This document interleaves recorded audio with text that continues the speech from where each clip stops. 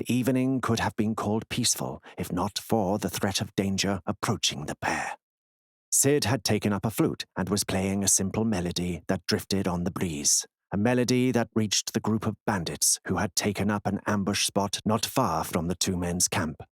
As the flute tune carried, Cid played with one eye open, sitting on a fallen log. Bjorn sat cross-legged close to the fire.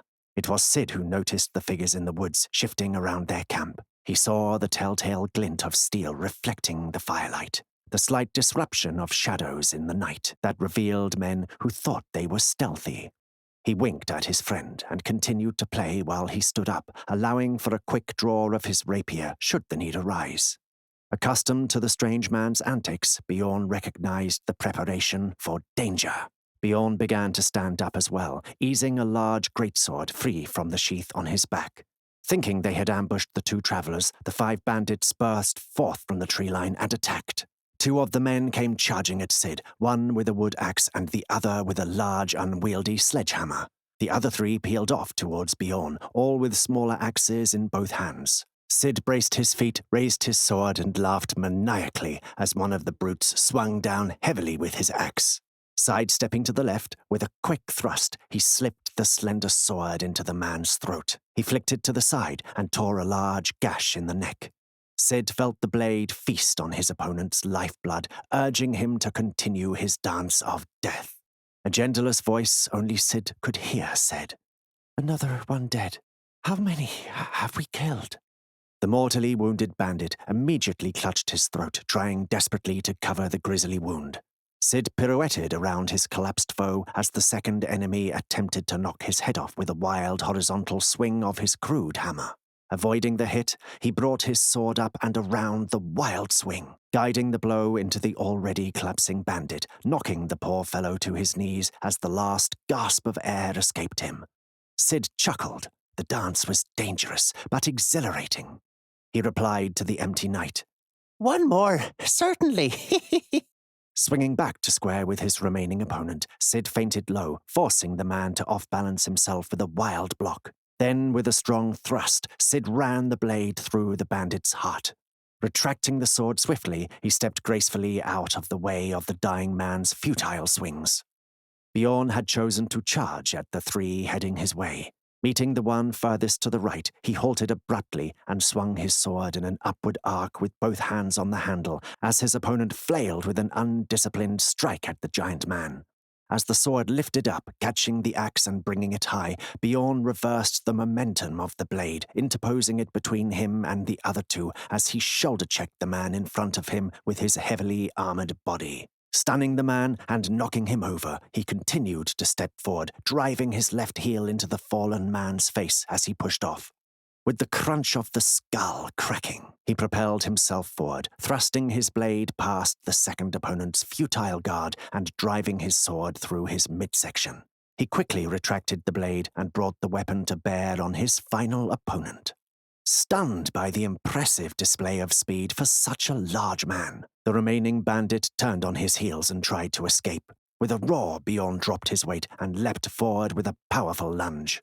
His blade burst through the man's chest, and the monster of a warrior ripped it horizontally, cleaving the retreated bandit almost in half. As the blaze of the campfire moved in the wind, Cid searched the vicinity of the campsite for any more brigands. Finishing his scan of the immediate surroundings, all he saw was his traveling companion wielding his weapon as swiftly as Cid swung his smaller sword. Hefting the blade over his shoulder with 3 foes strewn about him, Bjorn whipped his head around and growled at Cid. "You half-mad little bastard! I actually thought you intended to relax with a bit of music. There's been talk of bandits, and you knew it. You think it funny to play your little trick on a friend who looks out for you, even when you don't return the favor. Your particular fascination for the prank goes too far." Cid interrupted, chuckling, a bit of his madness slipping into his voice. "I sure did, Mr. Bjorn. It was a good time, though, yeah? Stabbing and slashing about. Joyous fun. This sure wouldn't have come out if I didn't. We wanted to speed up the process. I warned you with a look, if you remember." Hells, man, you fight better with your blood up. You might have thought to capture them elsewise, and then we'd be babysitting nasties all the way back. Bjorn angrily roared a reply. If there even is a job in Fallwood, or must I now question whether you found us employment at every turn? Cid began to laugh, clutching his sides as he fell back on the log he'd been using as a bench. Oh, aye, you great grumpy bear, and we begun it with a tune and a dance. Bjorn sat as well, breathing slowly and deeply, knowing the sly, roguish man had played him for a fool again. The voices in Cid's head had decided to draw the bandits to them rather than hunt them down. A solid plan, he admitted. It was just infuriating to not be included. He brought his sword across his lap and began to clean it with great care, wiping the gore with a piece of cloth cut from one of the slain men. Cid giggled and muttered as he flicked the blood from his sword and began to go through the bandits' pockets. The two had grown close over the past year, Cid getting people to hire the pair for work, while Bjorn looked the part of hired muscle. Frankly, Bjorn just didn't want to talk to people. Negotiating prices and haggling over contract obligations was a bother. No, he would rather do a job that Cid told him about and then lay his head down after drinking a tavern dry. Cid finally controlled himself and stood up, wiping tears from his eyes and addressing his large friend again.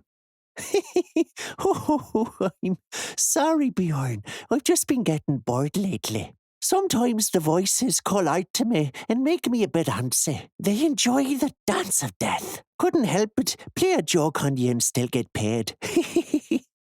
Cid paused as he sorted the various coins he had collected. We were hired to track down bandits, and after killing those 5, I think we know they are definitely moving about out here. I can't imagine there's too many more around, though. So, I suppose we could move camps and stay quiet for the rest of the evening. There ought to be a decent back trail we can follow in the light. So, tomorrow we hunt.